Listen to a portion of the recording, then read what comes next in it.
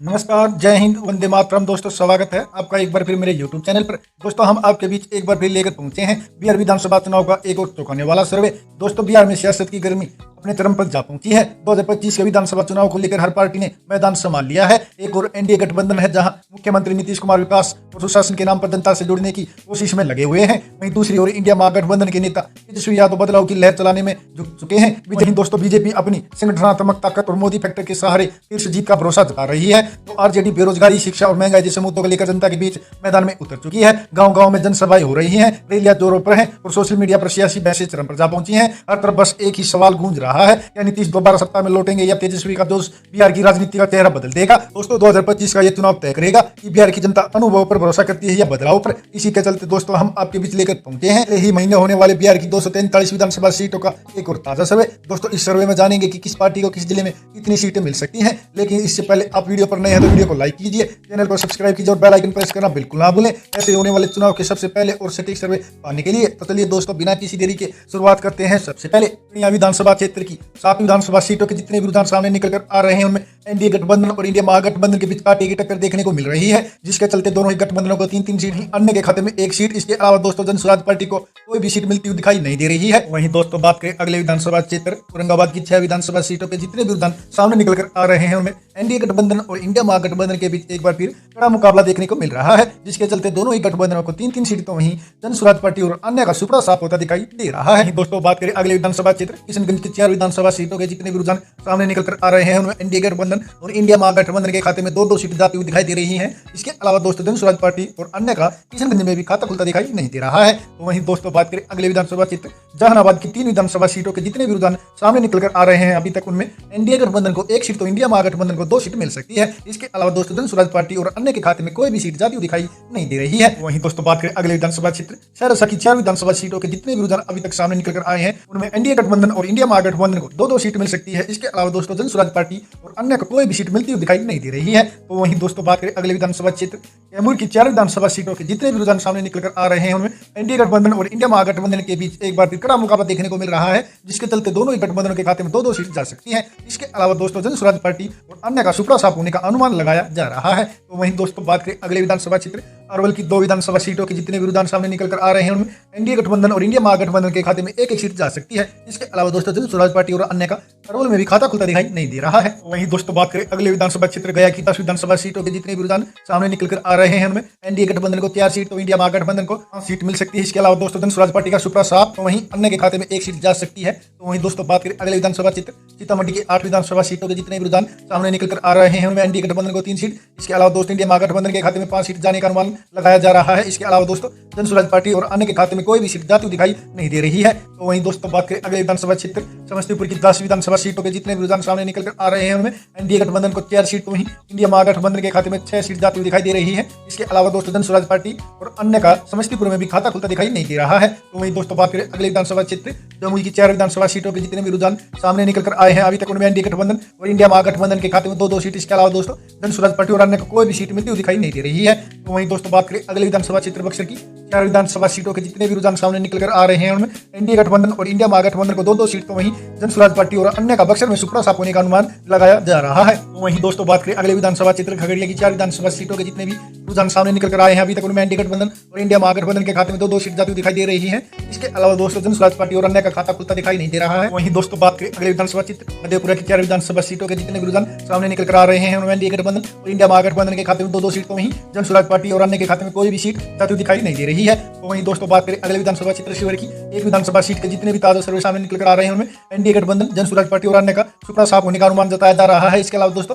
शिवहर की 1 विधानसभा seat India महागठबंधन के खाते में ही जाती हुई दिखाई दे रही है। तो वहीं दोस्तों, बात करें अगले विधानसभा क्षेत्र मुंगेर की 3 विधानसभा सीटों के जितने भी रुझान सामने निकल कर आ रहे हैं, उनमें एनडीए गठबंधन को 1 सीट तो वहीं इंडिया महागठबंधन के खाते में 2 सीट तो वहीं जन स्वराज पार्टी और अन्य के खाते में कोई भी सीट जाती हुई दिखाई नहीं दे रही है। तो वहीं दोस्तों, बात करें अगले विधानसभा क्षेत्र कटिहार की 7 विधानसभा सीटों के जितने भी रुझान सामने निकल कर आ रहे हैं, उनमें एनडीए गठबंधन को 3 सीट तो इंडिया महागठबंधन के खाते में 4 सीट जाने का अनुमान लगाया जा रहा है। इसके अलावा दोस्तों, जन स्वराज पार्टी और अन्य को कोई भी सीट मिलती हुई दिखाई नहीं दे रही है। तो वहीं दोस्तों, बात करें अगले विधानसभा क्षेत्र सुपौल की 5 विधानसभा सीटों के जितने भी रुझान सामने निकल कर आ रहे हैं उनमें एनडीए गठबंधन को 2 सीट तो वहीं इंडिया महागठबंधन को 3 सीट मिल सकती है। इसके अलावा दोस्तों जन स्वराज पार्टी और अन्य के खाते में कोई भी सीट जाती हुई दिखाई नहीं दे रही है। वहीं दोस्तों बात करें अगले विधानसभा क्षेत्र मधुबनी की 10 विधानसभा सीटों के जितने भी रुझान सामने निकल कर आ रहे हैं उनमें एनडीए गठबंधन को 4 सीट तो वहीं इंडिया महागठबंधन के खाते में 5 सीट। इसके अलावा दोस्तों अन्य को भी 1 सीट मिलने का अनुमान लगाया जा रहा है। तो वहीं स्वराज पार्टी का मधुबनी में सुपड़ा साफ हो सकता है। तो वहीं दोस्तों बात करें अगले विधानसभा क्षेत्र लखीसराय की 2 विधानसभा सीटों के जितने भी रुझान सामने निकल कर आ रहे हैं उनमें एनडीए गठबंधन जन स्वराज पार्टी और अन्य का सुपड़ा साफ हो सकता है। इसके अलावा दोस्तों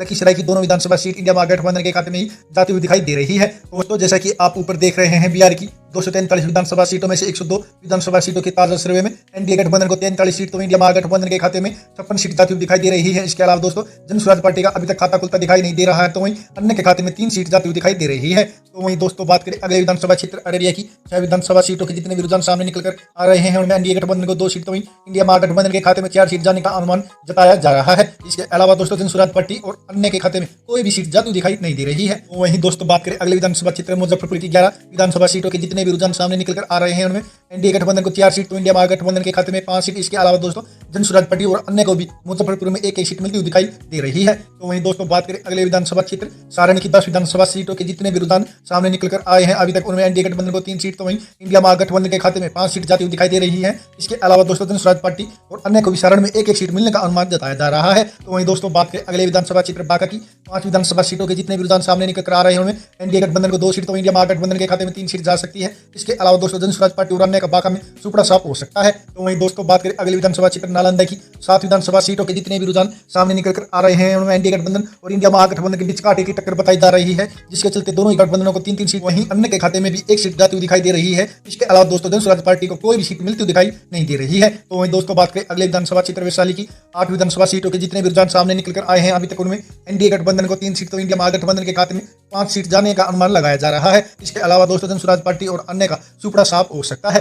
तो वहीं दोस्तों बात करें अगले विधानसभा क्षेत्र भोजपुर की 7 विधानसभा सीटों के जितने भी रुझान सामने निकल कर आ रहे हैं उनमें एनडीए गठबंधन को 3 सीट तो वहीं इंडिया महागठबंधन के खाते में 4 सीट जा सकती है। इसके अलावा दोस्तों जन स्वराज पार्टी और अन्य को कोई भी सीट भोजपुर में मिलती हुई दिखाई नहीं दे रही है। तो वहीं दोस्तों बात करें अगले विधानसभा क्षेत्र पटना की 14 विधानसभा सीटों के जितने भी रुझान सामने निकल कर आए हैं अभी तक उनमें एनडीए गठबंधन को 5 सीट तो वहीं इंडिया महागठबंधन के खाते में 7 सीट जाने का अनुमान लगाया जा रहा है। इसके अलावा दोस्तों जन स्वराज पार्टी और अन्य को भी पटना में एक सीट मिलती हुई दिखाई दे रही है। तो वहीं दोस्तों बात करें अगले विधानसभा क्षेत्र पूर्वी चंपारण की 12 विधानसभा सीटों के जितने भी रुझान सामने निकल कर आए अभी तक उनमें एनडीए गठबंधन को 4 सीट तो इंडिया महागठबंधन के खाते में 6 सीट जा सकती है। इसके अलावा दोस्तों अन्य और जन स्वराज पार्टी के खाते में भी एक सीट जाने का अनुमान जताया जा रहा है। तो वहीं दोस्तों बात करें अगले विधानसभा क्षेत्र पश्चिमी चंपारण की 9 विधानसभा सीटों के जितने भी रुझान सामने निकल कर आ रहे हैं उनमें एनडीए गठबंधन को 4 सीट तो वहीं इंडिया महागठबंधन के खाते में 5 सीट जाने का अनुमान जताया जा रहा है। इसके अलावा दोस्तों जन स्वराज पार्टी और अन्य का पश्चिमी चंपारण में सुपड़ा साफ होता दिखाई दे रहा है। दोस्तों इसी के साथ जैसा कि आप ऊपर देख रहे हैं इंडिया महागठबंधन ने इस सर्वे में अपना शतक भी पूरा कर लिया है। दोस्तों एनडीए गठबंधन को 76 सीट तो इंडिया महागठबंधन 103 सीटों पर आगे चल रही है। इसके अलावा दोस्तों जन स्वराज पार्टी को 4 तो वहीं अन्य के खाते में 8 सीट जाती हुई दिखाई दे रही है। तो वहीं दोस्तों बात करें अगले विधानसभा क्षेत्र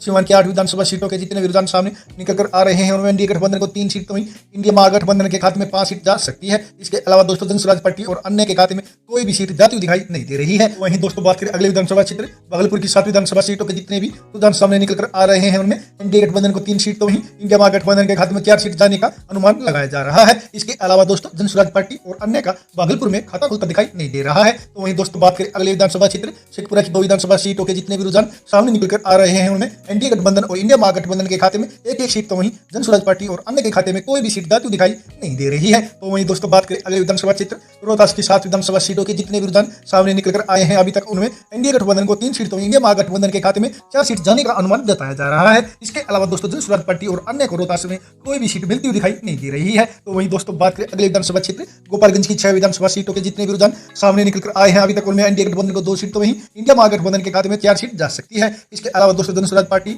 और अन्य का सुपड़ा साफ होता दिखाई दे रहा है। तो वहीं दोस्तों बात करें अगले विधानसभा क्षेत्र बेगूसराय की 7 विधानसभा सीटों के जितने भी रुझान सामने निकल कर आ रहे हैं उनमें एनडीए गठबंधन को 2 सीट तो वहीं इंडिया महागठबंधन के खाते में 5 सीट जा सकती है। इसके अलावा दोस्तों जन स्वराज पार्टी और अन्य का बेगूसराय में खाता खुलता दिखाई नहीं दे रहा है। और दोस्तों इसी के साथ इस सर्वे में इंडिया महागठबंधन ने अपना पूर्ण बहुमत भी हासिल कर लिया है। दोस्तों जैसे कि आप ऊपर देख रहे हैं, एनडीए गठबंधन को 90 सीटों में इंडिया महागठबंधन 126 सीटों पर आगे चल रही है। इसके अलावा दोस्तों जनसुराज पार्टी को 4 सीट तो वहीं अन्य के खाते में 8 सीट जाती हुई दिखाई दे रही है। तो वहीं दोस्तों बात करें अगले विधानसभा क्षेत्र दरभंगा की 10 विधानसभा सीटों के जितने भी रुझान सामने निकल कर आ रहे हैं, उनमें एनडीए गठबंधन को 4 सीट तो इंडिया महागठबंधन के खाते में 6 सीट जाने का अनुमान लगाया जा रहा है। इसके अलावा दोस्तों जनसुराज पार्टी और अन्य का दरभंगा में खुलता दिखाई नहीं दे रहा है। तो वहीं दोस्तों बात करें अगले विधानसभा क्षेत्र नवादा की 5 विधानसभा सीटों के जितने भी ताजा रुझान सामने निकल कर आ रहे हैं, उनमें एनडीए गठबंधन को 2 सीट तो वहीं इंडिया महागठबंधन के खाते में 3 सीट जाती हुई दिखाई दे रही है। इसके अलावा दोस्तों जनसुराज पार्टी और अन्य के खाते में कोई भी सीट जाने का अनुमान नहीं लगाया जा रहा है। दोस्तों जैसा कि आप ऊपर देख रहे हैं, इस सर्वे में बिहार की 243 विधानसभा सीटों में एनडीए गठबंधन को 96 सीट तो वहीं इंडिया महागठबंधन के खाते में 135 सीट जाने का अनुमान लगाया जा रहा है। इसके अलावा दोस्तों जनसुराज पार्टी को 4 तो वहीं अन्य को 8 सीट मिल सकती है। दोस्तों आप इस सर्वे से कितना सहमत है, प्लीज अपनी राय कमेंट करके हमें जरूर बताएं। धन्यवाद।